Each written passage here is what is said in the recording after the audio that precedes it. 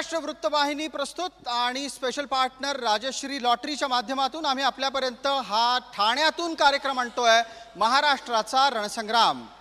मी प्रसाद काथे या कार्यक्रमामध्ये आपल्या सगळ्यांचं स्वागत करतो। आधीचं श्रीस्थानक, आताचं ठाणे, यापूर्वी राम कापसेंचं ठाणे, नंतर आनंद दिघेंचं ठाणे, आता एकनाथ शिंदेंचं ठाणे, अशा प्रकारच्या वेगवेगळ्या ओळखी बदललेलं हे शहर। आणि याच निमित्तानं या शहराचा इतरच्या आसपासच्या मतदारसंघांवर, इतरच्या आसपासच्या भौगोलिक परिस्थितीवर होणारा परिणाम, इथला मतदार काय विचार करतो, इथला मतदार कोणत्या मुद्द्यांच्या आधारे मतदान करणार आहे, या आणि अशा अनेक प्रश्नांच्या आधारे इथली राजकीय हवा जाणून घेण्यासाठी आम्ही जय महाराष्ट्र वृत्तवाहिनीच्या माध्यमातून पोहोचलो आहोत ठाण्यात। ठाण्याच्या या पाच पाखाडीतल्या एम्पी थिएटरमध्ये विविध मान्यवर माझ्या सोबत आहेत आणि त्याचबरोबर त्यांचे समर्थक कार्यकर्ते सुद्धा या कार्यक्रमात मोठ्या संख्येनं आपल्या सोबत जोडले गेले आहेत। तसंच माझ्या सोबत आहेत माझे सहकारी जगदीश देशमुख। नमस्कार, मी जगदीश देशमुख। आपण आता आहोत ठाण्यामध्ये महाराष्ट्राचा रणसंग्राम स्पेशल पार्टनर राजश्री लॉटरी हा जय महाराष्ट्राचा विशेष कार्यक्रम घेऊन आपण ठाण्यामध्ये पोहोचलो। ठाण्याची ओळख पूर्वी द्यावी लागायची, तलावाचं शहर, ऐतिहासिक शहर, मुंबई शहराचं प्रवेशद्वार। मात्र या ओळखीमध्ये आणखी एक भर पडलेली आहे, ते म्हणजे राजकीय घटना घडामोडींचं केंद्रस्थान आता ठाणे बनलेलं आहे। संपूर्ण राज्याचं लक्ष हे ठाण्यावरती असतं। ठाण्यातील राजकीय घटना घडामोडी कशा घडतायत यावर लक्ष असतं आणि याच ठाण्यामध्ये आपण आहोत। ठाण्यामध्ये नेमकं राजकीय वारं कसं वाहत आहे, महायुती महाविकास आघाडी यांच्या प्रचारामध्ये कोणते महत्त्वाचे मुद्दे आहेत आणि कोणत्या मुद्द्यावर ठाणेकर, ठाणे जिल्ह्यातील सर्व मतदार मतदान करणार आहेत, या सगळ्या प्रश्नांची आपल्याला उत्तरं समजून घ्यायची आहेत आपल्या या कार्यक्रमातून। धन्यवाद जगदीश। माझ्यासोबत विविध मान्यवर या मंचावर उपस्थित आहेत। मी प्रत्येकाला विनंती करतो की त्यांनी आपली पटकन ओळख करून द्यायची। आपण या चर्चेमध्ये महायुतीचं प्रतिनिधित्व करतायत, त्यात आपण अजित पवारांच्या राष्ट्रवादीचे प्रतिनिधी आहात। मी समीर सुरेश पेंढारे, राष्ट्रवादी उत्तरसर ब्लॉक अध्यक्ष। मी एकनाथ अनंत भोईर, कोपरी पाचपाकाडी विधानसभा समन्वयक आणि शिवसेना विभाग प्रमुख, नगरसेवक, माजी नगरसेवक ठाणे। नमस्कार, मी शरद पद्माकर पुरोहित, भारतीय जनता पार्टी महाराष्ट्र प्रदेश कार्यकारिणी सदस्य। नमस्कार, मी राजेश कदम, महाराष्ट्र प्रदेश सरचिटणीस, राष्ट्रवादी युवक काँग्रेस। सप्रेम जय महाराष्ट्र, मी अनिश गाढवे, शिवसेना उद्धव बाळासाहेब ठाकरे पक्षप्रवक्ता। नमस्कार, मी अरुणा समीर पेंढारे, ठाणे शहर विधानसभा अध्यक्षा, राष्ट्रवादी काँग्रेस। नमस्कार, मी वृषाली संजय वाघुले, नौपाडा महिला मोर्चा मंडळ अध्यक्षा। नमस्कार, शरदचंद्र पवारांची राष्ट्रवादीची मी प्रवक्ता, रचना वैद्य। नमस्कार, मी वैशाली विजय शिंदे, उद्धव बाळासाहेब ठाकरे पक्षाची शहर संघटक। नमस्कार, मी पुष्कराज मुकुंद विचारे, ठाणे शहर उपाध्यक्ष, महाराष्ट्र नवनिर्माण सेना। धन्यवाद। या सर्व मान्यवरांचा परिचय आपण करून घेतलाय आणि आता चर्चेची सुरुवात करतोय ठाण्यातल्या आत्ताच्या अत्यंत संवेदनशील मुद्द्यापासून। ठाण्यामध्ये या संपूर्ण चर्चेत, राजकीय घडामोडींमध्ये गेल्या 5 वर्षात सातत्यानं जर कुठल्या मुद्द्याची चर्चा राहिली असेल तर ती गद्दारीची आणि खुद्दारीची। मला या निमित्तानं आपल्या सर्वांपर्यंत हा मुद्दा घेऊन यायचा आहे की ठाणे हे गद्दारीचं केंद्र म्हणून ओळखलं जातं का खुद्दारीचं? ठाणे हे खुद्दारीचं केंद्र आहे, कारण ज्याने शिवसेना विक्री होती ती शिवसेना वाचवण्याचं काम या ठाणे शहर आणि माननीय मुख्यमंत्री एकनाथ शिंदे साहेबांनी केलेलं आहे। त्यामुळं गद्दार नव्हे तर खुद्दार आहेत आणि याच्यावरचं उत्तर घेऊया, आपल्याकडून उत्तर लागेल। सर्वप्रथम आपल्या निष्ठावंतांच्या ठाण्यामध्ये स्वागत आहे। शिवसेना उद्धव बाळासाहेब ठाकरे पक्षाचं हे ठाणं आहे। कालही शिवसेनेचं होतं, आजही आहे आणि भविष्यातही हे शिवसेनेचंच राहणार आहे। आपण लोकसभांच्या निवडणुकात पाहिलेलं आहे काय घडलेलं आहे महाराष्ट्रामध्ये, आणि येत्या विधानसभाच्या निवडणुकांमध्ये देखील आपण पाहणार आहे महाराष्ट्रामध्ये काय घडणार आहे। याच्यावरचं एक उत्तर भारतीय जनता पार्टीकडे जावं लागेल आपल्याला। मला भारतीय जनता पार्टीच्या संदर्भातला जो आक्षेप नोंदवला जातो, पक्ष फोडण्याचं राजकारण, याच्यावरचं उत्तर आहे का? पक्ष फोडण्याचं राजकारण कुठून सुरुवात झाली आपण सर्व जाणतो। 1978 सालापासून या महाराष्ट्रात पक्ष फोडीला सुरुवात झाली। जे आज स्वतःला चाणक्य म्हणवतात, महाराष्ट्राचे अधूर्य म्हणवतात, त्यांनी पक्ष फोडीला सुरुवात केली आणि शेवटपर्यंत ज्यांनी पक्ष फोडला स्वतःचा पक्षही टिकवता आला नाही। त्यामुळे भारतीय जनता पक्ष, तुम्ही कोणाविषयी बोलता? स्वाभाविक आहे, महाराष्ट्राचे अधूर्य समजणारे, एकमेव स्वतःला नेते म्हणणारे, मीडियाने हाईप केलेले शरदचंद्र पवारजी। याचं उत्तर ईडी आणि सीबीआयच्या आणि याच्या CBI इन्कम टॅक्स यांच्या पाठीशी घेऊन गावठी चाणक्य बनायचा प्रयत्न करू नका. राजकारणाचे भीष्म पितामह आणि चाणक्य शरद पवार आहे, ते अखंड महाराष्ट्राला माहिती आहे. याच सगळ्या चर्चांच्या मध्ये मनसेचंही उत्तर लागणार आहे, कारण तुमच्याकडे एक ठाकरे आहे, तुमच्याकडे तुमचा पक्ष आहे. असं सगळं घडत असताना या खुद्दारी आणि गद्दारीच्या चर्चेत तुम्ही कुठे आहात? मला असं वाटतं लोकांचा विचार करता लोकांना या खद्दारी गुद्दारीशी काही घेणं देणं नाही आहे. लोकांना काम पाहिजे. महाराष्ट्रातला जो सध्या चिखल झालेला आहे तो साफ करून पाहिजे. आणि मला असं वाटतं की खद्दारी गुद्दारीपेक्षा कामाला जास्त महत्त्व दिलं पाहिजे. याच्यावर एकदा महिलांच्याही प्रतिक्रिया लागतील. आपल्यासोबत विविध पक्षांच्या प्रतिनिधी महिला आहेत. मला त्या निमित्तानं त्यांच्याकडून एक गोष्ट जाणून घ्यायची आहे. आपल्याला सरळ समोर बघायचं आहे आणि प्रश्नाचं उत्तर द्यायचं आहे की महिला म्हणून जेव्हा राजकीय घटनाक्रमाकडे तुम्ही पाहता, पक्ष बदलणं, पक्षाच्या भूमिका बदलणं, याबद्दल महिलांच्या मनातल्या प्रतिक्रिया काय असतात? पक्ष बदलल्यामुळे जे वादावाद झालेत ना, त्याच्यामध्ये एकोपा राहिलेला नाहीये आणि महिला सुरक्षित राहिलेल्या नाहीयेत. आज प्रत्येक ठिकाणी पाहायला गेलं तर बाल महिलांवरती अत्याचार होतोय, मोठ्या महिलांवरती अत्याचार होतोय. हे अत्याचार थांबणार कुठे? तुम्ही राजकारण फक्त फोडाफोडीचं करताय, पक्ष फोडायचं काम करतायत. पक्ष फोडाफोडीमध्ये महिलांकडे लक्ष कुठे आहे? पुढचा मुद्दा. जसं तुम्ही सुरुवात केली कार्यक्रमाची, ठाणा हे आनंद दिघे साहेबांपर्यंत एक सांस्कृतिक, ऐतिहासिक आणि तलावांचं शहर म्हणून ओळखलं जायचं, पण गेले 2 वर्षात ठाणा हे गद्दारीचं शहर म्हणून ओळखलं जातं. गद्दारीचा केंद्रबिंदू हे ठाणा आहे. लोकसभेत जे ठाण्यात झालं तो जनादेश नव्हे तर धनादेशाचा निकाल होता. उत्तर लागेल. मला एवढंच म्हणायचं आहे, आमच्या प्रतिनिधींनी ऑलरेडी सांगितलं, पक्ष फुटला कुठनं किंवा पक्ष फोडीला सुरुवात केली कोणी, हे यांच्या कार्यकर्त्यांनी आधी सांगावं. यांनी महाराष्ट्राचा इतिहास आधी सांगावा. यांनी महाराष्ट्राचा इतिहास आधी सांगावा. जे राबले त्यांचे आमदार, त्यांचे पक्ष कोणी फोडले? हे शरदचंद्र पवार यांनीच फोडले. उत्तर आहे का आपल्याकडे? मला एवढंच म्हणायचं आहे की आम्ही गद्दारी केलेली नाही, दादांनी गद्दारी केलेली नाही. दादांनी आज कार्यकर्त्यांचा, जनसामान्याचा विचार करून तिथून वेगळे झालेले आहेत. कारण सामान्य माणसाला ह्या सगळ्याची गरज होती. सामान्य माणसापर्यंत कोण पोचत नव्हतं. त्यांचे विचार, त्यांची गरज कोण जाणून घेत नव्हतं. या सगळ्या राजकीय मुद्द्यांच्या बरोबरच आपल्याला ठाण्यातली चर्चा घ्यायची आहे. या सगळ्या राजकीय चर्चांच्या बरोबरच आपल्याला जी ठाण्यातली चर्चा घ्यायची आहे, ती ठाण्यातली चर्चा या अर्थानं आणि या लेखी सुद्धा महत्त्वाची आहे की ठाण्याचा मुख्यमंत्री महाराष्ट्राला लाभलेला आहे. महाराष्ट्राला सर्वसाधारणपणे ग्रामीण क्षेत्रातलं नेतृत्व वारंवार मिळत असायचं. गेल्या जवळपास 60-65 वर्षांमध्ये शहरी भागातले 2 मुख्यमंत्री होते, एक मनोहर जोशी आणि आता एकनाथ शिंदे. मला त्या निमित्तानं सरळ आपल्याला विचारायचं आहे, एकनाथ शिंदेंनी ठाण्याचं आणि महाराष्ट्राचं कल्याण केलं का? ठाणं बदलतं हे सर्वांना माहिती आहे. महाराष्ट्रामध्ये नव्हे तर देशामध्ये ठाण्याचं नाव चाललेलं आहे. क्लस्टरसारख्या योजना असू द्या, विकासाची गंगा ही ठाण्यामध्ये आणण्याचं काम माननीय मुख्यमंत्री एकनाथ शिंदे साहेबांनी केलेलं आहे. या 2 वर्षामध्ये जे काम झालं आहे ते गेले 65 वर्षामध्ये झालेलं नाही. अशा प्रकारचा विकास या ठाणे शहरामध्ये करण्याचं काम हे शिंदे साहेबांनी केलं. बरं, तुम्हाला पटतोय का हा सगळा दावा? होय ना, ठाणे नक्कीच बदलत आहे. ठाण्यामध्ये बार वाढलेत, ठाण्यामध्ये गर्दुल्ल्यांचे अड्डे वाढलेत, ठाण्यामध्ये हुक्का पार्लर वाढलेत. ऐका, पूर्ण ऐका आता. ठाण्यामध्ये कचऱ्यांचे ढीग साचायला सुरुवात झाली. ठाण्यामध्ये उद्यानं नाहीत. ठाण्यामध्ये भ्रष्टाचार बोकाळलाय. ठाण्यामध्ये महानगरपालिकेचा पैसा लाटलाय.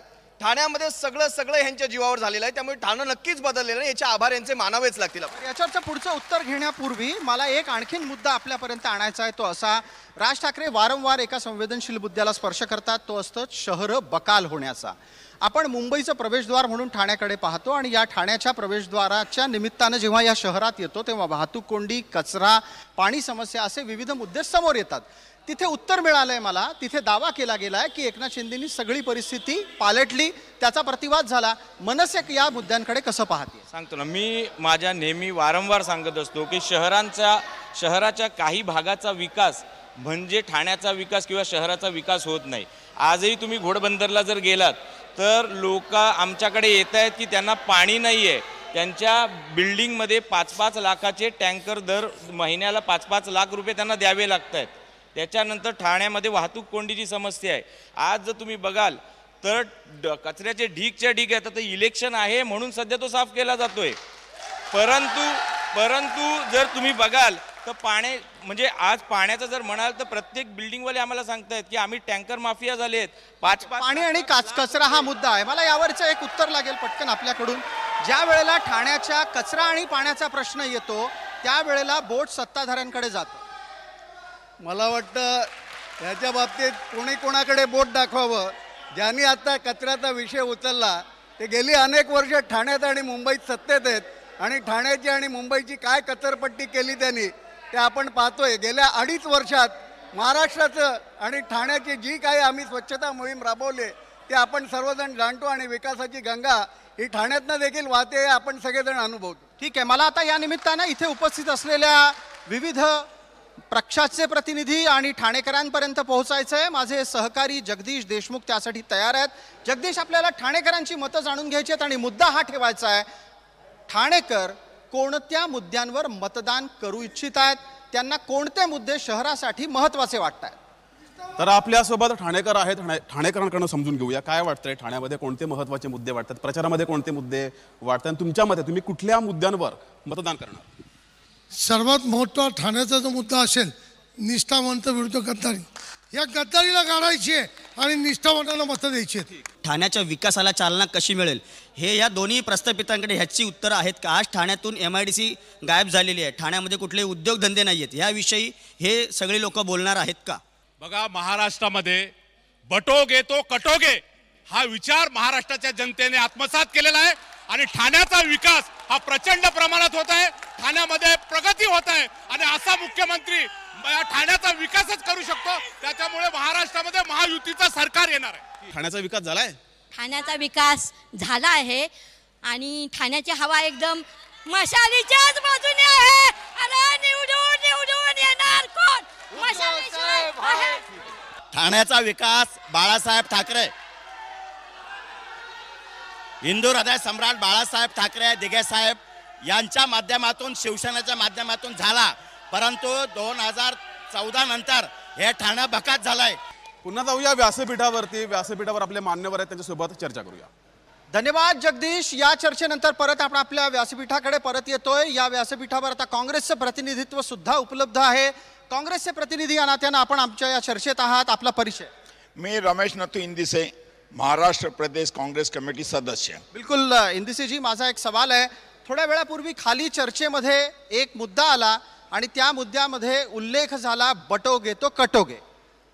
प्रश्न असा आहे, देशाच्या मतदारांनी तुम्हाला जे निवडून दिलंय की देशाच्या भल्यासाठी, कल्याणासाठी, सामान्य जीवन सुखकर करण्यासाठी, परंतु दुर्भाग्य माझ्या देशाचं की या ठिकाणी काय हा खिल्लरपणा चालू आहे. बटोगे तो कटोगे, देश के गद्दारों को गोली मारो, सालों को कपडे से पहचानेंगे, ह्या कामासाठी तुम्हाला तिथे बसवलेलं नाहीये. हे मुद्दे आहेत की नाहीत? नाही, हे मुद्देच होऊ शकत नाही. याचं उत्तर पटकन भारतीय जनता पार्टीकडून घेऊयात. आपल्यासोबत भारतीय जनता पार्टीचे प्रतिनिधी आहेत. मला पटकन या निमित्तानं त्यांच्याकडून उत्तर हवं आहे. बटोगे तो कटोगे हा मुद्दाच होऊ शकत नाही असं म्हणतात. मतविभाजनामुळे काय झालं हे पूर्ण भारताने पाहिलेलं आहे. त्यामुळे मतांचं विभाजन करून आम्ही कटणार नाही आहोत. त्याच्यामुळे एकसंध राहून अखंड भारत आणि विकसित भारत घडवण्याच्या दृष्टीने आम्ही प्रयत्नशील राहणार. याच्यावर आपल्याला विचारायचं आहे की हा जो बटोगे तो कटोगेचा नारा आला आहे तो गेल्या काही दिवसांपासून सातत्यानं चर्चेत आहे आणि तो का चर्चेत आहे हेही लक्षात घ्यायला लागेल. कारण तशा प्रकारचं मतदान झालेलं दिसलेलं आहे, ज्याला दुसऱ्या शब्दांमध्ये वोट जिहाद म्हटलं गेलं आणि या पद्धतीनं एक गठ्ठा मुसलमान मतदान करताना दिसले. आपली प्रतिक्रिया. हे बघा, हे पहिले जे आहे वोट जिहाद किंवा बटोगे तो कटोगे हे बोलणं चुकीचं आहे.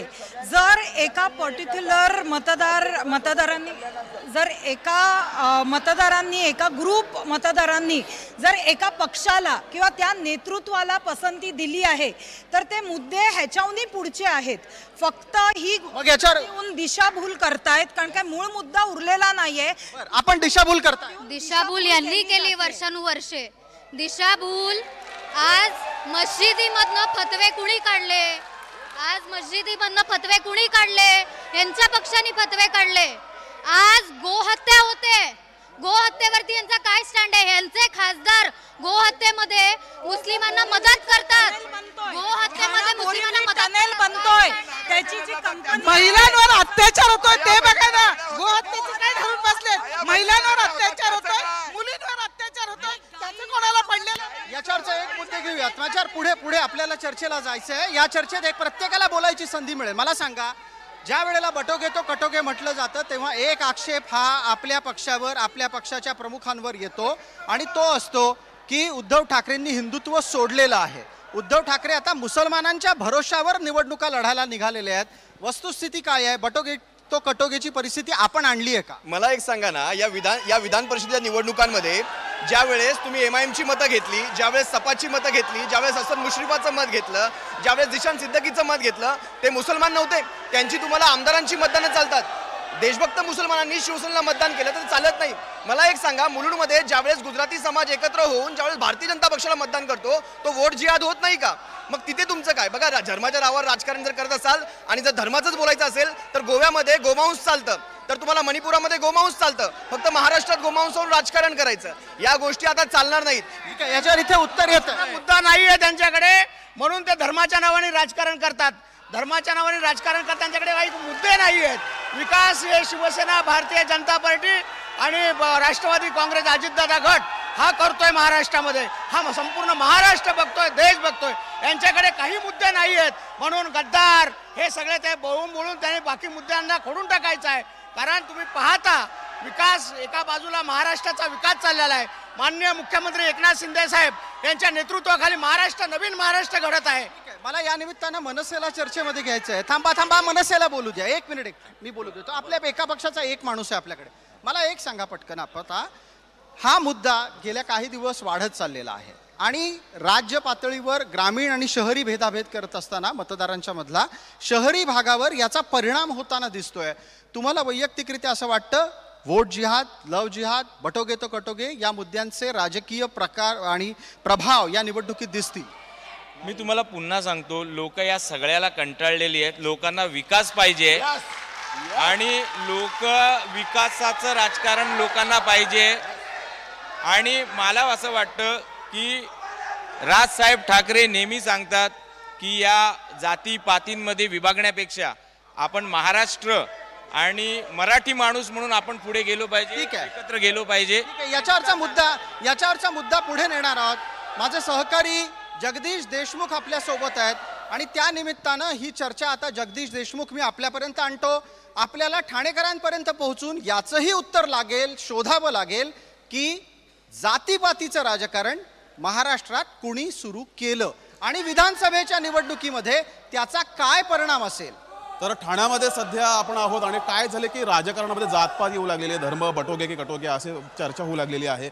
धर्माच्या आधारावरती जास्त प्रमाणात प्रचार होतोय. पटतंय का ठाणेकरांना? जातीपातीचं राजकारण महायुतीच्या अगोदर एक कोणत्या महाआघाडीने जातीपातीचं राजकारण या महाराष्ट्रात आणलं?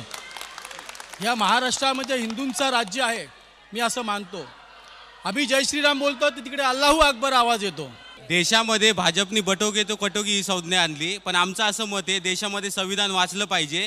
यांना यांच्या मुख्यमंत्र्याला संविधानाच्या पुष्ठाचा रंग जर लाल दिसत असेल तर इथल्या मानवजातीच्या प्रत्येकाचा रक्ताचा रंग सुद्धा लाल आहे. आज महाराष्ट्रात जे मराठे याला बसले होते, त्या बाई जे निशस्त्र बसले होते त्यांच्यावर लाठीचार्ज करणारा हा कोण होता? संविधान का खोटा निगेटिव देके राहुल गांधी ने लोकसभा में वोट मांगा और ये बिल्कुल निगेटिव था और उसके अब लोकसभा में हुआ लेकिन अभी विधानसभा में नहीं होगा. इस बार जनता अपने विकास के मुद्दे पर माननीय मोदी जी के साथ, एकनाथ शिंदे जी के साथ और देवेंद्र फडणवीस के साथ पूरा बहुमत के साथ देगी. ठीक आहे, तर पुन्हा एकदा जाऊया व्यासपीठावर. धन्यवाद जगदीश. या चर्चेच्या दरम्यान जेव्हा आपण ठाणेकरांची मतं जाणून घेत होतो त्यावेळेला ठाणेकरांच्या मधून जोरदार नरेंद्र मोदींच्या नावाच्या घोषणाही ऐकायला आल्या. नरेंद्र मोदी भारताचे पंतप्रधान आहेत, विकास पुरुष असल्याचा दावा भारतीय जनता पार्टी आणि महायुती करत असते आणि आता महाराष्ट्राच्या विधानसभा निवडणुकांमध्ये नरेंद्र मोदी प्रचाराला उतरलेले आहेत. या निमित्तानं आपण चर्चा करत असताना याच मुद्द्याला घेऊन आता पहिल्या भागाच्या समारोपाकडे वळतोय की नरेंद्र मोदींचा भारतीय जनमानसावर आणि मतदारांवर कशा प्रकारे प्रभाव आहे या विधानसभेमध्ये तसा प्रभाव आपल्याला दिसणार आहे का? उत्तर द्या. निश्चितच आपल्याला दिसतोय. आपण बघतोय गेली 10 वर्ष भारताचं जगभरात ज्या पद्धतीने जय जयकार होतोय, ज्या पद्धतीने जिकडे तिकडे मोदींचा जय जयकार होतोय आणि ज्या पद्धतीने 21 राज्यांमध्ये भारतीय जनता पार्टी प्रणित राज्य आलंय आणि तिथे विकासाची गंगा वाहते, त्यामुळे महाराष्ट्रातल्या जनतेला देखील तोच सार्थ विश्वास आहे. आणि त्या ठीक आहे, मला पटकन महिलांकडून एक मत घ्यायचं आहे, आपलं उत्तर लागेल. मी त्याच्यानंतर इतरांकडे येतो. मोदी महिला मनामध्ये प्रभाव टाकतात का? मतदारांवर प्रभाव टाकतात? एक महिला म्हणून पंतप्रधान मोदीजींनी सामान्य महिलेसाठी काही केलेलं नाहीये. मग ती सामान्य महिलेची सुरक्षितता असो, सामान्य महिलेला मान सन्मान असो. अहो, महाराष्ट्रात जेव्हा गद्दारांनी सरकार स्थापन केलं, एका महिलेला स्थान नव्हतं दिलं. त्याचवरनं कळतं की मोदी सरकार हे महिलांसाठी अतिशय असंवेदनशील सरकार आहे. महिलांना अतिशय ग्रांटेड धरलं. ठीक आहे, याच्यावर उत्तर लागेल, आपलं उत्तर लागेल. महिलांच्या मनात मोदींचं स्थान काय आहे? मोदीजी जेव्हा निवडून आले तेव्हा सर्वप्रथम लक्ष त्यांनी महिलांची हायजीन, महिलांचं शिक्षण, गोरगरिबांचं शिक्षण आणि त्यांच्यातनं कसं त्यांना पुढे आणता येईल यासाठी केलं. आज मोदीजींनी संदेश दिला, प्रत्येक गावामध्ये, प्रत्येक शहरामध्ये लज्जा घर असलं पाहिजे महिलांसाठी. हे गांधी परिवार कुठे होते तेव्हा? त्यांनी ह्या विषयावरती बोलणं केलं का? आज महिलांसाठी कौशल्य विकास असेल, त्यांना अनुदान असेल, त्यांना लोन असेल, हे कुठलं होतं? या आधी होता का? याचं उत्तर यांनी द्यावं. बिलकुल, याचं उत्तर घ्यायचं आहे. आधी काँग्रेस आहे आपल्यासोबत, मविया आहे आणि इतरही प्रतिनिधी आहेत. मी येतो आपल्यापर्यंत, प्रत्येकाला बोलायची संधी देतो. माझी विनंती आहे थोडक्यात आपण उत्तर द्यायचं. बघा, विचार करा, ही विधानसभेची निवडणूक आहे, मोदींची नाही. पण ठीक आहे, मोदींचा विषय निघालाच आहे. ज्यांच्यासाठी मोदींनी सभा घेतल्या ते सगळे उमेदवार हरले. 23 वरचा भाजप आज 9 वर येऊन टेपलेला आहे. हे लक्षात घ्या. आता भारतीय जनता पक्षामध्ये कुठली फूट झाली होती? मोदींच्या सभा झाल्या, मोदींच्या चेहऱ्यावर सगळे निवडून येत होते, शहांच्या चेहऱ्यावर निवडून होते. यावेळेस 9 खासदारांवर भारतीय जनता पक्ष का आला याचं काहीतरी आत्मपरीक्षण भारतीय जनता पक्ष करेल का? दुसरी गोष्ट, मोदींनी महिलांचा, आता हे महिलांमध्ये नारे ठोकले गेले, महिलांचं उत्तर आलंय तिथून. तुम्ही जो मुद्दा काढला त्याच्यावर बटेंगे तो कटेंगे याची प्रचिती आताच्या लोकसभा निवडणुकीत आलेली होती. मोदी गेले तिकडे उमेदवार हरले, याच्यावरचं मोदी गेले तिथे उमेदवार नाही हरले. आम्ही नॅरेटिव्ह यांनी फेक नॅरेटिव्ह सेट केलं होतं. ते फेक नॅरेटिव्ह नलिफाय करण्यात थोडे अयशस्वी ठरलो. बाकी राज्यांमध्ये आपण बघितलंय काय झालंय ते. ठीक आहे, मला आपल्याकडून इंदिसेजी आपलं उत्तर लागेल. आपण माझ्याशी बोलताना कृपया वेळेमध्ये बोला. मला सांगा, तुम्ही खोटं बोलून निवडणुका जिंकता, मोदींचा प्रभाव कायम आहे असा भाजपचा दावा आहे. तो त्यांचा दावा त्यांना लागला.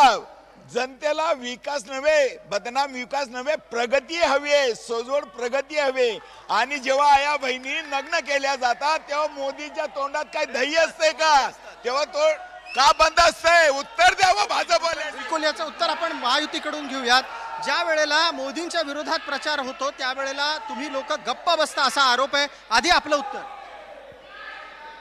या देशात मोदी साहेबांनी जो विकास आणला त्याची निर्मिती आज महाराष्ट्र राज्यात झाली. महाराष्ट्र राज्याचे मुख्यमंत्री एकनाथ शिंदे साहेब असतील, राज्याचे उपमुख्यमंत्री देवेंद्र फडणवीस साहेब असतील, राज्याचे दुसरे उपमुख्यमंत्री माननीय अजितदादा पवार साहेब असतील, यांनी देशाचे पंतप्रधान माननीय नरेंद्र मोदी साहेब यांच्या हे जी विकासाची गंगा जी महाराष्ट्रात आणलेली आहे. अजून काय केलं? मोदीजी हे विकास पुरुष आहेत.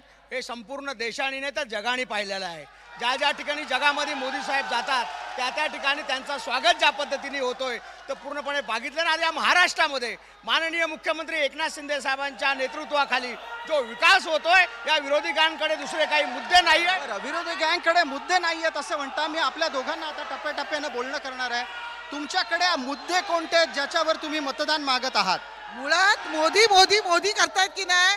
जर मोदींना देश चांगला चालवायचा होता तर महाराष्ट्रात जे राजकारण घडवलं आणि आपापसात भांडणं लावली हेच फार चुकीचं आहे. आणि त्या मुद्द्यावर आम्ही राजकारण हे बदलणार आहे, आम्ही राज्य बदलणार आहे आणि आमची सत्ता आणणार आहोत. सत्ता आणण्याचा दावा मविया महायुती करते तेव्हा मनसे कुठे असते? बघा, सत्तेचा विषय महाराष्ट्र नवनिर्माण सेना ही कधीही महाराष्ट्राचा विचार करते, सत्तेचा विचार करत नाही. जे काही वेळेला तुम्ही विरोधात बसणार आहात ते वेळ ठरवेल.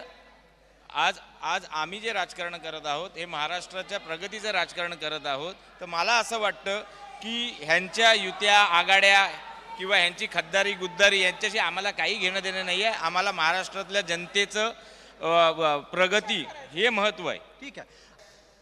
गेल्या 5 वर्षात महाराष्ट्रानं 2 राजवटी पाहिल्या. पहिली मवियाची, नंतर महायुतीची. मला सांगा, या दोन्ही राजवटींमध्ये तुमच्या लेखी विकास करणारी राजवट कुठली? बघा, मला असं वाटतं की दोन्ही जे पक्ष होते, पूर्वीचे पण आणि आत्ताचे पण सत्ताधारी जे आहेत, मला असं वाटतं की ते त्यांच्या राजकारणामध्येच मशगूल राहिले. त्यामुळे विकासाचं राजकारण हे बाजूला राहिलेलं आहे आणि फक्त खद्दारी आणि गुद्दारीवरतीच ह्यांच्या सगळ्या गोष्टी चालू आहेत. आणि मला असं वाटतं की काही गोष्टी या काही प्रमाणामध्ये झाल्या चांगल्या, आम्ही त्याचं कौतुकही करतो. मला असं वाटतं की राजसाहेब नेहमीच जी भूमिका घेतात, जर एखादं काम कुठलाही पक्ष असो किंवा कुठलेही सत्ताधारी असो, जर त्यांनी चांगलं काम केलं तर त्यांचं कौतुकही करतात. बिलकुल अशाच पद्धतीनं एक अत्यंत संवेदनशील मुद्दा होता टोलचा. टोल माफी ही तुमच्यासाठी गेम चेंजर असणार आहे का? 100%. कारण 25 वर्ष जी लोक टोल माफी मागत होते, कोणीही टोल माफी देऊ शकला नाही. ह्या महायुतीच्या सरकारने माननीय एकनाथ शिंदे साहेबांच्या नेतृत्वाखाली हा धाडसी निर्णय घेतला. हा कोणी घेऊ शकत नव्हता. त्यामुळे हा निर्णय नक्कीच गेम चेंजर होणार आहे. तुमचं म्हणणं आहे की हा एकनाथ शिंदेमुळे झालेला निर्णय, याच्यावर एकदा राज ठाकरेंच्या पक्षाची प्रतिक्रिया घेऊयात आणि इतर मुद्दे त्याच्यानंतर. सन्माननीय राजसाहेब ह्या टोलच्या मुद्द्यावरती गेले 10-12 वर्ष बोलतायत. माझ्यावरती कोणामुळे टोल माफी झाली? पटकन सांगतो ना मी. 4 केसेस आमच्यावरती आहे. सुरुवात आम्ही केली आहे. टोलच्या मुद्द्याची सुरुवात आम्ही केली आहे. मागच्या वर्षी आम्ही 5 दिवस उपोषणाला बसलो होतो की मुंबई एंट्री पॉइंट्स बंद व्हावे म्हणून. त्याच्यानंतर यांना हा निर्णय घ्यावा लागलाय. म्हणजे हा राजकीय निर्णय आहे का? एकदा पटकन उत्तर जाणून. राजकीय निर्णय आहे. या टोल माफी मध्ये सुद्धा भांडवलदारांच्या सहाय्यतेसाठी हा निर्णय घेण्यात आलेला आहे. कशा प्रकारे अवधीतच हे टोलचं झोल संपणार होतं, परंतु त्यांना हजारो कोटी प्रॉफिट होण्यासाठी, त्यांच्या हितासाठी हा निर्णय घेण्यात आला. उत्तर द्या याचं पटकन. महाविकास आघाडीकडे कुठलेच हे नाहीये, म्हणून विकास जिकडे होतोय तिकडे अशा प्रकारची त्यांच्याकडे उत्तरं असतात. दुसरी उत्तरं त्यांच्याकडे काही नाहीये. बरं, तुम्हाला काय वाटतं? बुडीत जाणाऱ्या कंपनीला ह्या लोकांनी टोल माफीच्या माध्यमातून मोठी भरपाई दिली आहे. एका कंपनीच्या फायद्यासाठी हा निर्णय घेण्यात आलेला आहे. हा निर्णय कंपनीच्या फायद्यासाठी आहे असं म्हणतात, त्यावेळेला तुम्हाला काही तथ्य सांगावी लागते. बघा, टोलचा निर्णय जर तुम्ही म्हणाल ना, तर हे टोलचं आंदोलन काय आजचं नाहीये. आज बरोबर लोकसभेच्या पराभवानंतरच टोल कसा काय आठवला, लोकसभेच्या पराभवानंतरच लाडकी बहीण कशी काय आठवली, या सगळ्या गोष्टी लक्ष घ्या. आता ह्यांना एवढा मोठा हबाडा पडलेला आहे आणि याच्यानंतर विधानसभेमध्ये हे पायउतार होणार आहेत. त्यासाठी हा केलेला सारा ही तजवीज आहे. ही तजवीज तुम्ही मत मिळवण्याच्या साठी हे करताय का? बिलकुल नाहीये. कारण आम्ही जे निर्णय घेतलेले आहेत माननीय महायुतीने एकनाथ शिंदे साहेबांच्या नेतृत्वामध्ये या महाराष्ट्र राज्यामध्ये जे निर्णय घेतलेत ते मतांच्या लाजेपुढे निर्णय घेतलेले नाहीयेत. यांना या ठाण्यामध्ये आम्ही दाखवून दिलं मागच्या वेळेला लोकसभेला की यांची जागा कुठे आहे. हे मशाल जे आहे हे घरं पेटवणारा मशाल आहे, हे क्रांतीचा मशाल नाही आहे. धनुष्यबाण घेऊन शिंदे साहेब आणि बाळासाहेबांचे विचार पुढे घेऊन चाललेला आहे. धर्मवीर आनंदीके साहेबांचे विचार या सगळ्या मुद्द्यांना पुढे नेत असताना आपल्याला टोलच्या व्यतिरिक्त सुद्धा घेतले गेलेले विविध इतर निर्णय चर्चेत घ्यायचे आहेत. आपण जेव्हा या चर्चेच्या दरम्यान शहरी भागामध्ये येतो, तेव्हा त्या शहरी भागात सुद्धा एक महत्त्वाचा विषय आहे लाडकी बहीण योजना.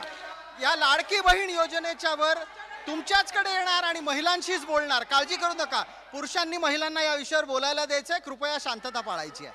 मला आता लाडकी बहीणच्या निमित्तानं आपल्या चौघांनाही बोलतं करायचंय. टप्प्याटप्प्यानं सांगा, लाडकी बहीण योजनेचे खरे लाभार्थी कोण आहेत? इथून सुरुवात. लाडकी बहीण योजनेचे खरे लाभार्थी या त्याच महिला आहेत ज्यांना त्या पैशाची गरज होती. वर्षानुवर्षे इतिहास आहे. काँग्रेसचं जेव्हा राज्य होतं, जेव्हा सेंट्रली पैसे यायचे, तेव्हा 5 रुपये आले की 4 रुपये काँग्रेसची माणसं खिशात घालायची. 1 रुपया हा लाभार्थीला मिळायचा. त्यामुळे नरेंद्रजी मोदी आणि महाराष्ट्रामध्ये महायुतीचं जे सरकार आहे, शिंदे साहेब असतील, देवेंद्रजी असतील आणि अजित पवारजी असतील, सर्व विकास पुरुष हे एकत्र आलेले आहेत आणि म्हणून या योजनेचा लाभ या सर्व महिलांना होतो. आपलं निरीक्षण काय आहे? कोणी पैसे घेतले? कारण आता असं दिसतं आहे पैसे घ्यायचे पण आणि विरोधात बोलायचं पण. ही लाज आहे, ही भीक आहे. बहिणी महिला सुरक्षित नाही आहेत. महिलांच्या सुरक्षिततेचा विषय पाठी ठेवून जेव्हा महिला महागाईने त्रस्त आहेत त्यांची सुरक्षा होत. याच्यावर उत्तर लागेल. महिला ह्याच्या पहिलाही सुरक्षित नव्हत्या, तेव्हा काय केलं बाकीच्या लोकांनी? आता लाडकी बहिणीचा आणि महिलांच्या सुरक्षेचा काय संबंध आहे? महिलांच्या सुरक्षतेसाठी आमचं सरकार सगळे प्रयत्न कटिबद्ध चालू आहेत. याचा अर्थ असा नाही ही भीक नाहीये. लाडकी बहीण ही भीक आहे अशा प्रकारचं वक्तव्य करणं योग्य आहे का? योग्य आहे, कारण लाच दिले ही इलेक्शनच्या तोंडावरती. मग एवढे दिवस लाडकी बहीण का नाही दिलं तुम्ही? लाडकी बहीण भीक आहे असं म्हटलं जातं. तुमच्या टीव्ही चॅनलने दाखवावं की यांच्या पक्षाचे कार्यकर्ते बोलतात भीक आहे, कारण ह्यांच्याच ऑफिसमध्ये जनसंपर्क कार्यालयामध्ये यांनी लाडकी बहीणचे फॉर्म भरून घेतले. आणि एक मिनिट हे जे म्हणतात की पैसे लोकांचे वाया जातात, मुंबईमध्ये जेव्हा मेट्रो आली यांच्या सरकारने यांच्या इगोसाठी मुंबई मेट्रो थांबवून ठेवली, तेव्हा 17,000 कोटी कोणाच्या खिशातनं गेले? कोणाच्या वैयक्तिक नाहीत, आमचा टॅक्स जमा केलेला आहे आणि लाडकी बहीण चालू केली आणि महागाई वाढवली त्याचं काय? यावर माझे सहकारी जगदीश देशमुख यांना विनंती आहे की त्यांनी महिलांमध्ये या निमित्तानं मतं जाणून घेण्यासाठी जावं. जगदीश. धन्यवाद सर. जाऊया आपण जनतेमध्ये. 75 वर्षाच्या आजीबाई बसलेल्या आहेत, मगाचपासून जोरदार घोषणाबाजी करतायत. अजयबाई, तुमच्या खात्यामध्ये पैसे, लाडकी बहीण योजना, या योजनेचे तुमच्या खात्यामध्ये पैसे आलेत का? अहो, हे सरकार इतकं बिंडोक सरकार आहे की त्यांनी वयाची अट काय घातली? 21 वर्षाच्या मुली नोकरी करू शकतात, स्वतःचा पोट भरू शकतात, पण आमच्यासारख्या 70 झालेल्या बायका काय काम करू शकणार? आमच्यासाठी त्यांनी ही योजना ठेवली नाही. का ठेवली नाही? कारण नगरपालिकेचे आम्हाला 18,000 रुपये मिळत होते, तेही या निर्लज्ज माणसांनी तेही कट केले. 2 वर्षापासून आम्हाला हे पैसे मिळत नाही. काही मिळालेले नाही आहेत आणि मिळाले ते त्यांच्या पक्षांना मिळालेले आहेत. हे बघा, योजनेचा आम्हाला 1 रुपयाचा फायदा झाला नाही आणि लोकसभेत पडले, लोकसभेत मत मिळालं नाही. त्याच्यानंतर यांना लाडकी बहीण आठवायला लागली आणि तेव्हा 1500 रुपये कुठे कोणाचे लोक आलं तर यांनी तर मेहरबानी नाही. एवढा महागाई वाढली, त्या महागाईचं काय? 1500चा 15,000 झाले, 15,000 देणार होते. आज लाडकी बहीण योजना ही आमच्या सरकारने दिलेली आहे. त्याच्या मागची भावना एक सांगीन. सगळे त्यांना भाऊ बोलतात. जरी तुम्ही एकनाथ शिंदे बोललात ना तरी त्यांना भाई बोलतात.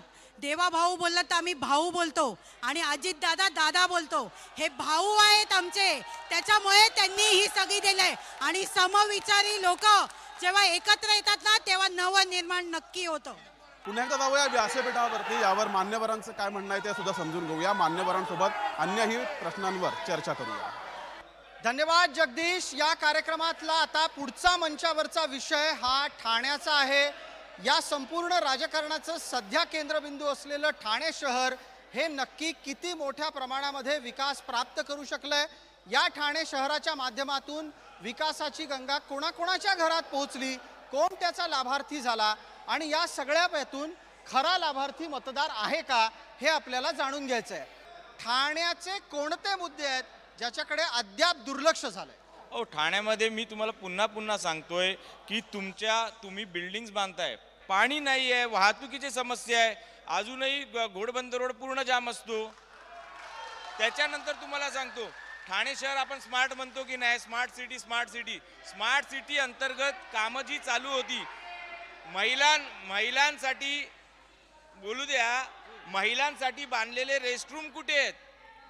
आज ERTS प्रकल्प होता, ERTS प्रकल्प कुठे आहेत? याचं उत्तर एक भारतीय जनता पार्टीकडून घेऊ. आज ठाण्यामध्ये करोडो रुपये खर्च करून कित्येक प्रकल्प होतात. आज बॉलिवूड थीम पार्क कुठे?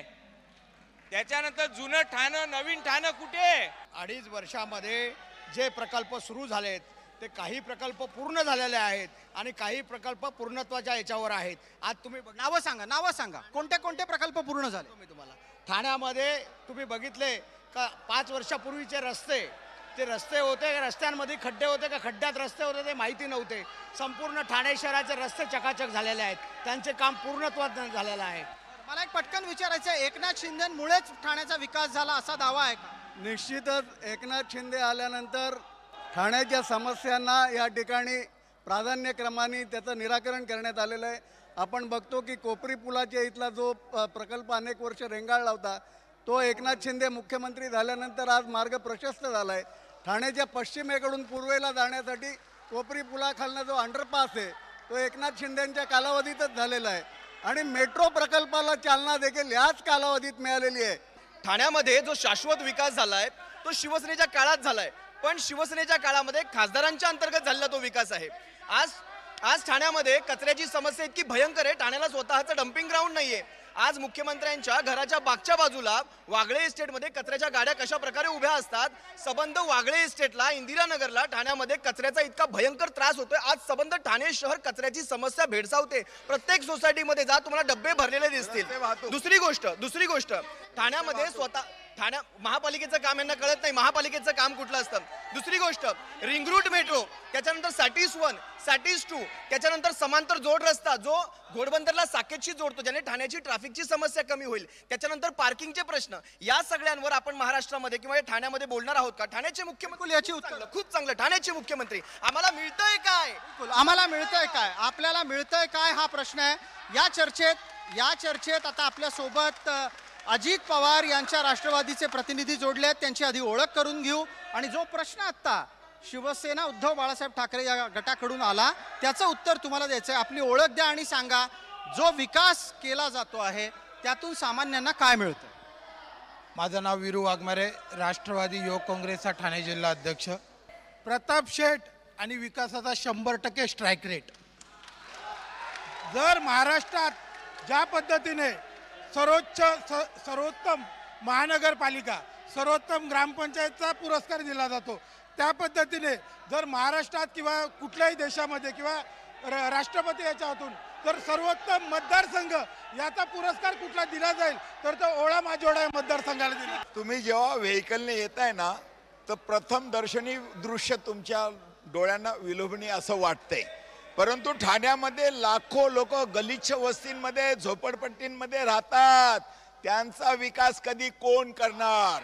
काँग्रेसच्या नावाने दगडी फोडणारे गेले अनेको वर्ष या देशामध्ये सत्तेत असून गलिच्छ वस्त्यांची सुनियोजित वसाहतींमध्ये रूपांतरित का होत नाहीत? आज शहरांची लोकसंख्या वाढतीये आणि हे सर्व नागरी प्रश्न आहेत. शहरांच्या लोकसंख्येचे हे नागरी प्रश्न आहेत आणि हे भेडसावत राहणारच. परंतु कुठल्या पार्टीचा नेता हा ग्राउंडवर उतरून तिथे काम करतो हे महत्त्वाचं आहे.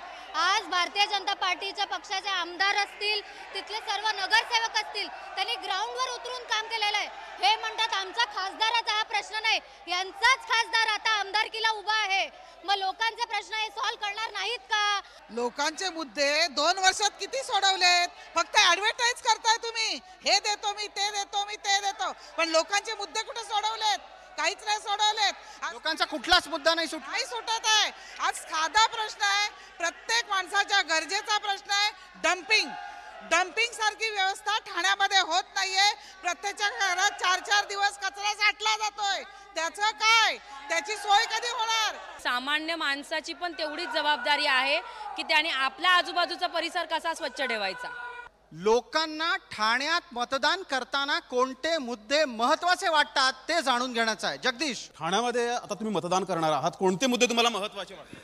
मुख्यमंत्र्यांना मला एकच प्रश्न विचारायचा आहे की ठाण्यामध्ये एक धरण आहे का? धरण 2009 साली पहिल्यांदा ठाण्यामध्ये क्लस्टरचा नारळ ह्या दोघांनी मिळून फोडला. आज 2024 आहे, कुठे आहे क्लस्टर? आता हे म्हणतील किसन नगर चालू झालंय. काय चालू केलंय? आता हे 2.5 वर्ष सत्तेत होते. मला सांगा 2.5 वर्षात त्यांचं एखादं काम असावं का नाही? त्यांनी एकही काम दाखवून द्यावं. 2.5 वर्ष सत्ता होती तर कुठे काय केलं त्यांनी 2.5 वर्षामध्ये? आज तक भारत के इतिहास में पहली बार 81,000 करोड़ रुपए की परियोजना केवल महाराष्ट्र के लिए आई है. उस 81,000 करोड़ में से 5,680 किलोमीटर लंबी रेलवे लाइन केवल महाराष्ट्र में बन रही है. लाडक्या बहिणीला जे आताचं महाविकास आघाडी लाच घेणं म्हणते, आज त्या बहिणींना जाऊन विचारा की शाळेची फी भरताना काय अडचणी असतात. समस्या तर मला एकही नाही वाटत. हे बोलतात की ठाण्यात खूप समस्या आहेत. आज तुम्हाला विकास कामाचं जर बोलायचं झालं तर आनंदनगर टोल नाका ते 3 हात नाका, हा रुंदीकरण केलेला हा हायवे, एवढा मोठा हायवे, आज ठाण्याचं तलावंत शहर म्हणून ओळखलं जातं ते फक्त शिंदे साहेबांमुळे. पुढचे अनेक मुद्दे आहेत, त्या मुद्द्यांवर सुद्धा आपल्याला बोलायचं आहे. त्यासाठी पुन्हा एकदा जाऊया व्यासपीठावर. धन्यवाद जगदीश. आता आपण पुन्हा मंचावरच्या एका वेगळ्या विषयाला तोंड फोडतोय आणि तो मुद्दा आहे महिला सुरक्षेचा, महागाईचा. सातत्यानं महाराष्ट्राच्या राजकारणात आम्ही महागाई कमी करू असं म्हणणारे महागाई कमी केली असा दावा करतात. आणि ही महागाई कमी केली का, महागाई कमी करण्यासाठी काय केलं, इथपासून ते महिलांना आपल्याकडे खेचून आणण्याच्यासाठी सातत्यानं वेगवेगळ्या प्रकारचे दावे केले जातात. ते दावे महिलांपर्यंत पोहोचतात का, त्यांना ते पटतात का, हे आपण जाणून घेणार आहोत. मला पटकन आपल्याकडून आधी उत्तर हवं आहे. ज्या स्थितीमध्ये महागाई आहे असं म्हटलं जातं आणि कमी केल्याचे दावे केले जातात, वैयक्तिकरित्या तुम्हाला महागाईची झळ जाणवते? प्रत्येक महिलेला महागाईची झळ ही जाणवते. मग ते पेट्रोलचे भाव असो, भाजी पाला कडधान्य, सण आले, संक्रांत आली तिळाचा भाव वाढला, दिवाळी आली तेलाचा भाव वाढला. महागाई ही कुठेही कमी झालेली दिसत नाही आहे. महागाईने प्रकोप गाठलेला आहे आणि त्याच्याच बरोबरीने जी बेरोजगारी चालू आहे त्यामुळे तर महिलांचं आयुष्य अतिशय खराब झाले. आपण याच्यावरचं उत्तर घेणार आहोत. वेळेत बोलायचं आहे प्रत्येकाला. कशा बाबतीत ना? महागाईचा मुद्दा आहे आणि ते म्हणतात की महागाई इतकी वाढतीये की महिलांना जगणं मुश्किल झालंय. हे बघा, महिलांना जगणं मुश्किल झालेलं नाही, महागाई आहे. आज घेतलेल्या प्रॉपर्ट्यांचे सुद्धा भाव वाढत आहेत. त्यामुळे महागाई फक्त खाण्यापिण्यात नाही, इतरही गोष्टींमध्ये महागाई आहेच ना. तुम्ही आज तुमच्या प्रॉपर्ट्या केल्या, आज तुम्ही जी सेल कराल ती 10 वर्ष जुनी अमाऊंट घेऊन सेल कराल का? आणि इतर सुद्धा आज शासनाने महिला सबलीकरणावरती एवढा भर दिला, आज बचत गटांना एवढं अनुदान दिलं, आज बचत गटांसाठी एवढं सरकार उभं राहिलं. हे ह्यांचं सरकार उभं राहिलं होतं का महिलांसाठी? यावरचं उत्तर लागेल.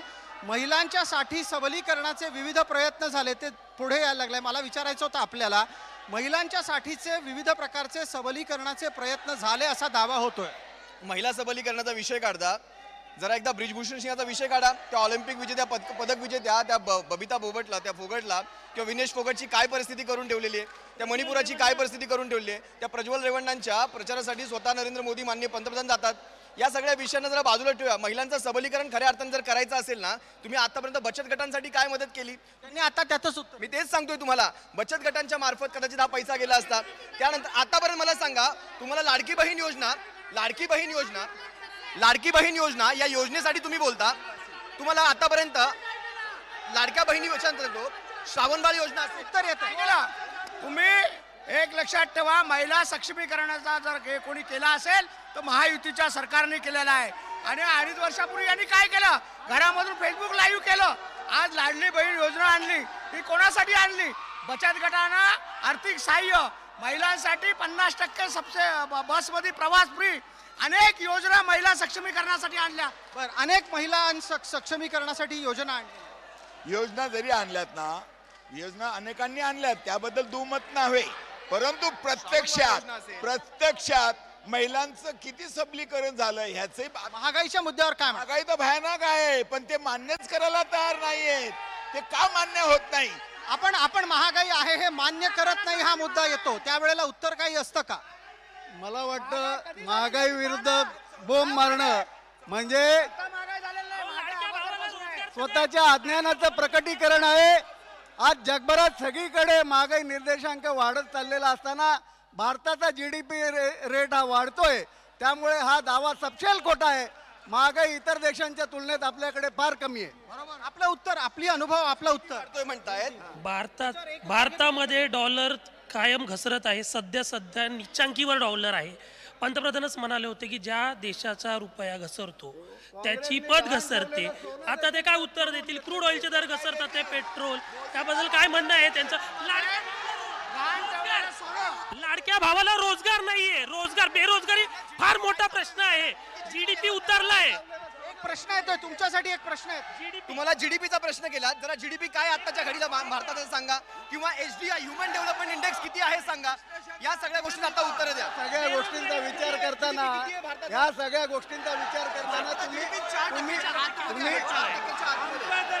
महाराष्ट्राने यांना महाराष्ट्राच्यातून बाहेर काढलं नसतं. त्रस्त झालेला महाराष्ट्राने यांची जागा दाखवली. तुम्ही घरात बसूनच कार्यक्रम केला आणि महाराष्ट्राने शिंदे साहेबांना आणि महायुतीला ज्या पद्धतीने लोक सगळ्या गोष्टीमध्ये विजय केलाय, हीच विजय आणि हाच महाराष्ट्रातील लोकांचा आशीर्वाद हे दाखवतो की महाराष्ट्र हा सुखी आहे. मला या निमित्तानं चर्चेला पुढे जायचं आहे आणि मला आता तुम्हाला विचारायचं आहे, या व्यासपीठावर एक लाडका भावांसाठी काय केलं असा प्रश्न उपस्थित झाला. सरकारच्याकडे त्याची उत्तर आहेत. लाडक्या भावांच्या साठीच्या वेगवेगळ्या स्कीम आहेत, त्यांचे दावे आहेत. तुमच्या लेखी लाडक्या भावांच्यासाठी वेगळं काही करायची आणखी गरज आहे का? सगळ्यात महत्त्वाचं म्हणजे बेरोजगारीचा जो मुद्दा आहे तो जर समजा सॉल्व झाला तरी पण लाडक्या भावांसाठी खूप चांगली गोष्ट होईल. मला असं वाटतं की मुद्द्यांवरती बोललं पाहिजे. काय मुद्दे असले पाहिजे? आज महाराष्ट्रात बेरोजगारीचा मुद्दा आहे, महागाईचा मुद्दा आहे. एक लक्षात ठेवा, मुख्यमंत्री प्रशिक्षण योजना जी युवकांसाठी आणली, महिलांसाठी आणली, मुलींसाठी आणली, या महाराष्ट्रामध्ये 10 लाख युवकांना रोजगार देण्याचं काम जर कोणी केलं असेल तर तो महाराष्ट्र राज्याचे मुख्यमंत्री एकनाथ शिंदे साहेब यांच्या नेतृत्वाखाली महायुतीने केलेला. रोजगार दिला असा दावा करताय. महाराष्ट्र आता ठाण्यामध्ये पण सध्या 3.5 लाख बेरोजगार आहेत. प्रकल्प महाराष्ट्राबाहेर गेले, मुख्यमंत्री दावोसला गेले, बिल बुडवून आले, जगभर आपल्या देशाची नाचक्की झाली. त्यावर करतात. या वागले स्टेटमध्ये IT पार्क जे बांधले आणि त्याच्यामध्ये हजारो लोक आज रोजगार निर्मिती या ठिकाणी ठाण्यामध्ये केलेली आहे. आणि तुमचं उत्तर लागेल, आणखीन एक उत्तर लागेल. आज सर्वत्र महाराष्ट्रामध्ये अडाणी, अंबानी आणि उद्योगपती यांच्यासाठी का हे सरकार राबत आहे? मोदीजींना हे का अभिप्रेत आहे? उद्योगधंदे महाराष्ट्राच्या लोकांचे बाहेर का पळवले जात आहे? ज्या वेळेला प्रचार होत होता संविधान बदलणार, त्याच्याच बरोबर प्रचार झाला आरक्षण जाणार, या सगळ्या मुद्द्यांना प्रत्यक्षात निवडणुका आटपल्याच्या नंतर ते खरे नाहीत हे दिसलं. हे कुणाला दिसलं? हे तुम्हाला दिसलं असेल, हे मीडियाला दिसलं असेल. पण आजही सांगतो, ज्या वेळेस संविधान बदलाच्या गोष्टी ह्या आपण नाही केल्या, भारतीय जनता पक्षाच्या नेत्यांनी भर संसदेत सुद्धा या गोष्टी झालेल्या आहेत. संसदेत कर्नाटकाच्या नेत्यांनी केलेल्या आहेत, या आपण नाही केल्या. 400 पार गेलो तर आम्ही संविधान बदलू. आणि आजही तुम्हाला सांगतो संविधानाची पायमल्ली होते. आज कुठे संविधान तुम्ही सांगा ना. आज लागतोय शिवसेनेचा, राष्ट्रवादी पक्षाचा कोर्टामध्ये निकाल लागतोय? लागत नाही. पडताय. आज गांधी घराणा असेल किंवा यांची संपूर्ण सेना असेल, उद्धव ठाकरेंची, यांनी कधीही मागासवर्गीयांना पुढे येऊ दिलं नाही. यांनी फक्त जातीपातीचं राजकारण केलं. राहुल गांधी भारतात राहून कधी जातींबद्दल बोलत नाही, भारताच्या बाहेर जाऊन भारताचे नुकसान करतात. यांनी भारताच्या बाहेर जाऊन सांगितलं आम्ही फोडाफोडीचं राजकारण केलं, दुसरं काही नाही केलं. फोडाफोडी राजकारणामध्ये हिंदुत्व, ब्राह्मण ही जाती नाही का? जातीवाद कोणी चालू केला आणि जातीवाद अजून मराठा ओबीसी मध्ये जो तेढ निर्माण होतोय त्याच्यावर देवेंद्र फडणवीसांची काय भूमिका आहे? प्रचारामध्ये धर्म, जात हे मुद्दे येत आहेत आणि या मुद्द्याच्या प्रचारामध्ये सर्वसामान्यांचे प्रश्न मागे पडतायत का, किंवा सर्वसामान्यांचे खरोखर प्रश्न सोडवले जातात का? काय वाटतंय? अशा काही नाही आहे. सर्व धर्म, सर्व समाजाला घेऊन आता आपला देश पुढे चालला आहे. अजिबात नाही. हे खोटं नरेटिव्ह ते कधीपासून सेट करत आलेत. तुम्ही बघाल तर प्रत्येक वयासाठी, म्हणजे वृद्ध, ज्येष्ठ महिला असू दे, मध्य पोरं असू दे, किंवा लहान आपण महिलांबद्दल असू दे, सगळ्यांसाठी त्यांनी योजना आणलेल्या आहेत आणि त्या सगळ्याचा फायदा प्रत्येक वयोगट हे घेत आहे आणि सर्वसामान्यांचं सरकार आहे. हे जे आता सत्तेत येत ना, हे सगळे पाकिटमार आहेत, सगळे पाकिटमार आहेत. आज ठाण्याचे 500-550 कोटी रंगरोटी पेंटिंगला खर्च केला, ठाणा सुशोभीकरणाला, आणि त्याच्यावर कोणते तो देवाभाऊ आहे टरबूज, त्याचे फोटो लावून ठेवलेले. आपल्याला वेळेची मर्यादा आहे, त्यामुळे आता आपल्याला व्यासपीठावर सुद्धा जावं लागेल. पुन्हा जाऊया प्रसाद सरांकडे. तुम्ही ठाणेकरांकडून जेव्हा मत मागाल त्यावेळेला तुम्ही ठाणेकरांना कोणता मुद्दा पटवून द्याल? पटकन सांगायचं, 30 सेकंद. कळवा मुंब्रा विभागातून टोरेंटो हद्दपार करणे 1, कळवा मुंब्रामध्ये शैक्षणिक प्रगती करणे 2, आणि बाळासाहेबांची बांधलेल्या शिवसेनेच्या शाखा ज्या जितेंद्र आव्हाडांनी पाडल्या, त्या जितेंद्र आव्हाडांच्या तुतारीचा प्रचार करणारी ही लाचार शिवसेना हद्दपार करून शिंदे साहेबांची शिवसेना या महाराष्ट्रात आणणे हा आमचे नेहमीचे मुद्दे आहेत की महाराष्ट्राची प्रगती झाली पाहिजे, मराठी माणसाची प्रगती झाली पाहिजे, आणि त्याच्यासाठी जे जे काही लागतं ते करण्याची धमक राज साहेबांमध्ये आहे. आणि मला असं वाटतं की आम्ही त्याच मुद्द्यांवरती, महिला सुरक्षा असेल, बेरोजगारी असेल, याच मुद्द्यांवरती आम्ही राजकारण करणार. मला एवढं सांगायचं आहे की युती सरकारने जी विकास कामं केलेत, लहान जन्मजात मुलीपासून ते वयोवृद्धांपर्यंत, त्या विकास कामावर आम्ही मतं मागणार. आम्ही लोकांच्या जनकल्याणासाठी, सुशिक्षित तरुणांना रोजगारासाठी, महागाई कमी करण्यासाठी मतं मागणार आहोत. प्रगतीसाठी जास्तीत जास्त मतं मागणार आहोत. आपलं उत्तर. बघा, भारतीय जनता पार्टी आणि महायुती म्हणजेच विकास. हा विकास संपूर्ण भारताने बघितलाय. हा विकास महाराष्ट्राने सुद्धा मागची 5 वर्ष पाहिला होता देवेंद्र फडणवीस यांच्या सरकारमध्ये. आणि त्यामुळे लोकांना माहिती आहे की विकासाच्या मुद्द्यांवरती यांना काही बोलायला नाही आहे. आणि राजसाहेबांचे जरी विचार हे महायुतीबद्दल असले तरी त्यांचे अनुयायी हे घे दुपारी आणि उठ दुपारी आणि घे सुपारीवालेच आहेत. हा आमचा स्पष्ट आरोप आहे. ह्यांना जेव्हा बिनशर्त पाठिंबा दिला त्यावेळेला ह्यांना आठवलं नाही का? मग जर उठ दुपारी सुपारी हे जे बोलतात तर मग त्यावेळेला का नाही आठवलं? ठीक आहे, आपण त्याची नंतर घेऊ मुद्दो. नरेंद्र मोदींनी राजसाहेब ठाकरेंबरोबर स्टेज का शेअर केला? 6 लाख कोटींची इन्व्हेस्टमेंट महाराष्ट्रामध्ये आली कोविडच्या काळामध्ये. कोविडच्या काळामध्ये श्वास जगवण्याचं काम केलं. कोविडच्या काळामध्ये रेमडेसिवीरसाठी, वॅक्सिनसाठी आपल्या बाबतीत सापत्न वागणूक झाली केंद्राकडनं. कोविडच्या काळात आपल्याला वॅक्सिन दिल्या गेल्या नाही, देशांना, इतर देशांना फुकट वाटल्या गेल्या. शिवसेनेने त्या काळामध्ये शिवसेनेने महाराष्ट्र जगवायचं काम केलं. स्वतःच्या पैशातनं ऑक्सिजन विकत घेतले. केंद्राने कुठलीही मदत केली नाही. त्या सगळ्या कामांना घेऊन आम्ही जनतेसमोर जाणार आहोत. आपलं उत्तर हवं. आम्ही जे मतं मागणार आहोत ती मतं विकासाच्या मुद्द्यावर मागणार आहोत.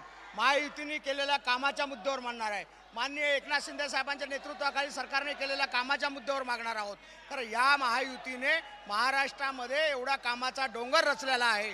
तो डोंगर यांना पार करणं शक्य होणार नाही. आणि मागच्या वेळेला यांनी संविधानासारखा मुद्दा यांनी याच्यामध्ये आणला.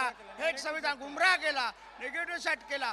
आम्ही 5 वर्ष जो कळवा मुंब्रामध्ये जितेंद्र आव्हाड साहेब यांनी जो विकास केलेला आहे त्या विकासाच्या माध्यमातून कळवा मुंब्रा हा जो मतदारसंघ आहे दलित, मुस्लिम, ओबीसी आणि मराठा बांधवांचा असलेला मतदारसंघ आहे. त्या मतदारसंघातून त्यांनी विकास करून दाखवलेला आहे. तोच विकास आम्ही पूर्ण ठाणे शहरामध्ये सोच बदलो, मुंब्रा बदलो, त्याचा सोच बदलो, ठाणे शहर बदलो अंतर्गत आम्ही हा विकास ठाणे शहरात पॅटर्न राबवून करणार. मुंह में राम बगल में नथुराम, ये राजनीति नहीं चलेगी. संविधान को टच भी नहीं होने देंगे.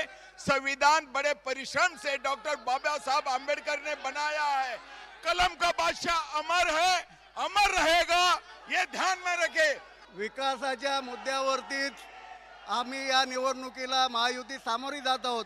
आणि मोदी गडकरींच्या विकासाच्या या कामासमोर यांना बोलायला काही मुद्दे नसल्यामुळे गद्दारीसारखे किरकोळ मुद्दे काढतायत. आणि गद्दारी कोणी केली तर बाळासाहेबांच्या विचाराशी गद्दारी करून सत्तेसाठी लाचार होऊन मोदी आणि भाजपची साथ सोडून जे काँग्रेसच्या वळतणीला गेले. ज्या बाळासाहेबांनी सांगितलं की मी पक्ष बंद करीन पण काँग्रेसच्या वळतणीला जाणार नाही.